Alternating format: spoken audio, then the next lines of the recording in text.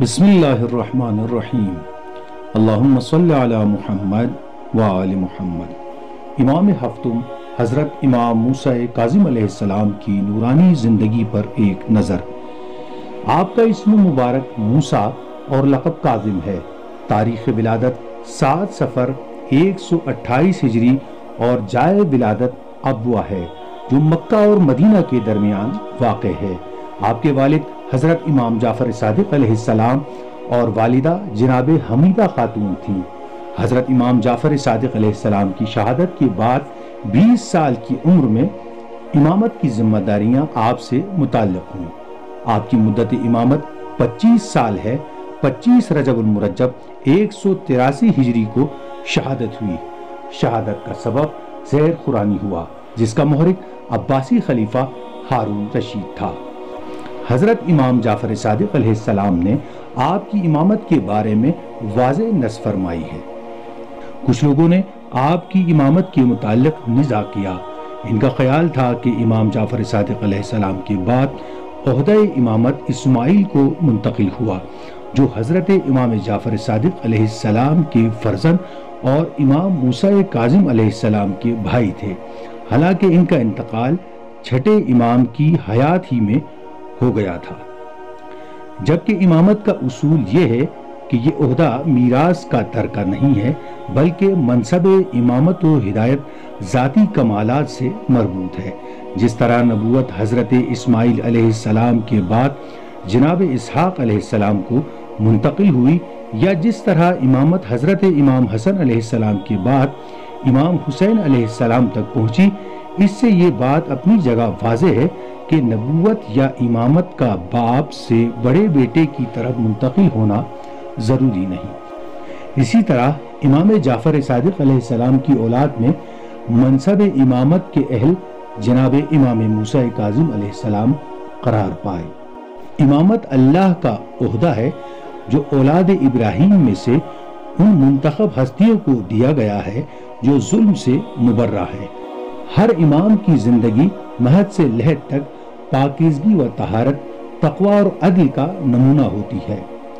امام موسیٰ کاظم علیہ السلام اسی منتخب سلسلے کے ایک فرد تھے جسے پروردگار عالم نے خلق عظیم کا وارث اور مکارم اخلاق کی تکمیل کا نمونہ بنایا ہے۔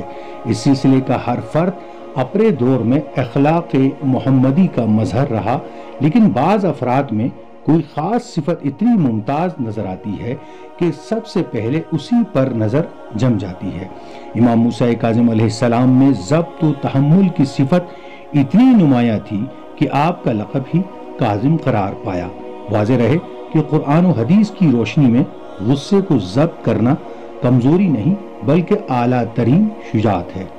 علامہ ابن حجر مکی نے لکھا ہے کہ امام موسیٰ کاظم علیہ السلام علم و معرفت اور فضل و کمال میں اپنے پدر بزرگوار امام جعفر صادق علیہ السلام کے وارث و جانشین تھے۔ آپ اپنے دور امامت میں سب سے بڑے عبادت گزار، سب سے بڑے عالم اور سب سے بڑے سخی تھے۔ آپ کی تصنیف مسند امام موسیٰ کاظم بہت مشہور ہے۔ اہل مدینہ آپ کو عبد صالح کہتے تھے۔ آپ کی زندگی کا ایک طویل عرصہ قید خانے میں گزرا۔ حاکم وقت ہمیشہ اس جستجو میں رہتا کہ کوئی ہیلہ مل جائے تو آپ کو شہید کرا دے۔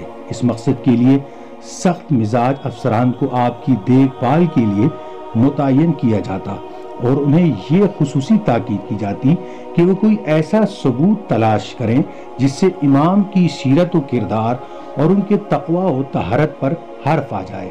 لیکن ہر جابر و ظالم نگراں آپ کی عبادت کو دیکھ کر آپ کا عقیدت مند ہو جاتا۔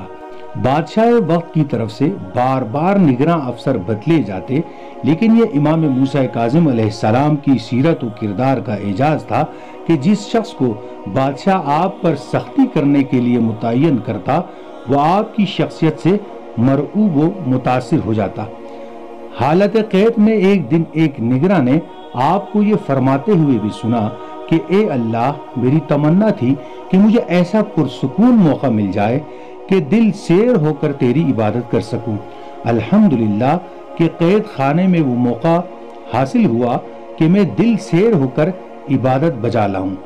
امام موسیٰ کاظم علیہ السلام کا ایک لقب باب الحوائج بھی ہے۔ اس کی وجہ یہ ہے کہ آپ ہمیشہ لوگوں کی ضرورتوں کو پورا فرماتے رہے۔ دنیا سے رحلت کے بعد بھی آپ کے روزے میں کی گئی دعائیں بارگاہ قاضی الحاجات میں شرف قبولیت پاتی ہیں۔ یہاں یہ بات بھی قابل ذکر ہے کہ عبد صالح اور باب الحوائج علمدار حسینی حضرت عباس ابن علی کے بھی القاب ہیں۔